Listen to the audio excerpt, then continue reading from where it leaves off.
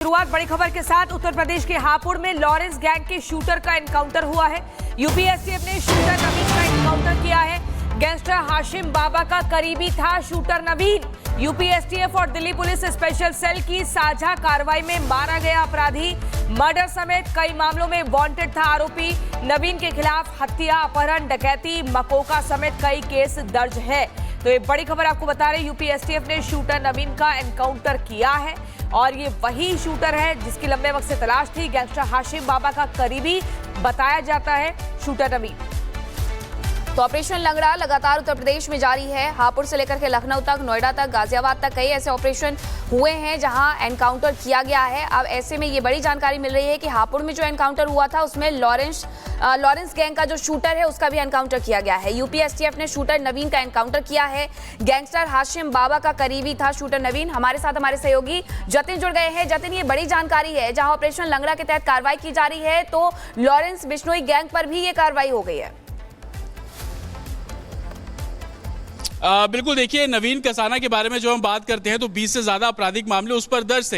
हाशिम बाबा का right hand नवीन कसाना को बताया जाता था और लॉरेंस बिश्नोई और हाशिम बाबा दोनों एक साथ मिलकर काम करते हैं और कहीं ना कहीं लॉरेंस बिश्नोई गैंग के लिए भी नवीन ने कई आपराधिक वारदातों को अंजाम दिया और दिल्ली में ऐसी दर्जनों वारदातें हैं। लेकिन नवीन कसाना की मूवमेंट हापुड़ में ट्रेस की गई, जिसके बाद आप ये रिज एरिया देख रहे हैं, जंगल से सटा हुआ ये पूरा इलाका है और ये कच्ची पक्की रोड है। बताया जा रहा था कि रात को तकरीबन 10:30-11 के बीच में नवीन की मूवमेंट पर ट्रेस की गई। यह जानकारी दिल्ली पुलिस की स्पेशल सेल ने हापुड़ पुलिस और यूपी एसटीएफ को दी। दोनों ही टीमें यहां पर पहुंचती हैं और इस रिज एरिया का फायदा उठाकर नवीन यहां से भागने की कोशिश करता है, लेकिन पुलिस लगातार सरेंडर करने की बात करती है, जिसके बाद देखा गया कि नवीन ने पुलिस बल पर फायरिंग किया। मल्टीपल राउंड फायरिंग जो है वो की गई है और जवाबी कार्रवाई करते हुए दिल्ली पुलिस की स्पेशल सेल और यूपी एसटीएफ ने नवीन को ढेर किया। हालांकि अस्पताल ले जाया गया, जहां पर डॉक्टरों ने उसे मृत घोषित कर दिया। यह भी जानकारी मिल रही है कि इस एनकाउंटर में 2 पुलिसकर्मी भी घायल हुए हैं, जिसमें से एक यूपी एसटीएफ का बताया जा रहा है तो एक दिल्ली पुलिस की स्पेशल सेल का बताया जा रहा है। लेकिन नवीन कसाना जिस तरीके से दर्जनों आपराधिक मामलों में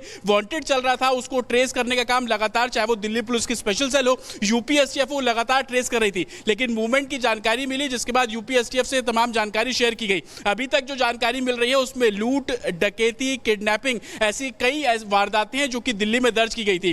फर्श बाजार जो कि दिल्ली के अंदर आता है, वहां पर एक व्यापारी की हत्या इसी नवीन कसाना ने की थी। 2 ऐसे मामले थे जिसमें उसको सजा भी हो चुकी है, 2 बार जेल भी जा चुका है, लेकिन लगातार वो अपनी लोकेशन बदल रहा था, पुलिस को चकमा दे रहा था। स्पेशल सेल जो कि ट्रेस कर रही थी, क्योंकि दिल्ली में 1 दर्जन से भी ज्यादा मामले दर्ज है, उसकी लोकेशन हापुड़ में ट्रेस की गई, जिसके बाद ये ज्वाइंट ऑपरेशन चलाया गया। इस पूरे इलाके को आप देखेंगे तो नाला है, ग्रीन बेल्ट पूरी है, इसी जंगलों का सहारा लेकर वो भागने की कोशिश करता है, लेकिन कच्ची पक्की सड़क पर उसकी मूवमेंट ट्रेस की गई। बाइक उसके पास से रिकवर की गई है, पिस्टल रिकवर किए गए हैं, एम्प्टी कार्ट्रिजेस और लाइव कार्ट्रिजेस भी नवीन कसाना के पास से रिकवर किए गए। हालांकि यूपी एसटीएफ का साफ तौर पर कहना है कि किधर वो छुपा हुआ था, क्या उसके हाइडआउट से, ये तमाम जो जानकारी है वो जुटाने की कोशिश कर रहे हैं। लेकिन एक बड़ी कामयाबी के तौर पर नवीन कसाना के एनकाउंटर को देखा जा रहा है, क्योंकि दिल्ली हो और दिल्ली से सटे एनसीआर के जितने भी इलाके हैं, वहां पर हाशिम बाबा और लॉरेंस बिश्नोई गैंग जिस तरीके से आगे बढ़ रहा है, युवाओं को अपने गैंग में शामिल करने की जो कवायद वो बहुत तेजी से कर रहे हैं, उसको लेकर ये बड़ी कामयाबी के तौर पर देखा जा रहा है। क्योंकि नवीन कसाना, जैसा कि मैं आपको बता भी रहा हूं कि 2 दर्जन से भी ज्यादा मामले उसके ऊपर दर्ज थे, तो कहीं ना कहीं उन मामलों को लेकर भी लगातार जांच की जा रही थी। लेकिन लॉरेंस बिश्नोई गैंग जिस तरीके से अपने पैर पसार रहा है, खासतौर पर दिल्ली और एनसीआर के इलाके में, उसको देखते हुए बड़ी कामयाबी है। और यही कारण है कि लगातार, चाहे आप यूपी की बात कर लीजिए, दिल्ली की बात कर लीजिए, लगातार अपराधियों पर कार्रवाई जो है वो सिक्योरिटी फोर्सेस करती हुई नजर आ रही है।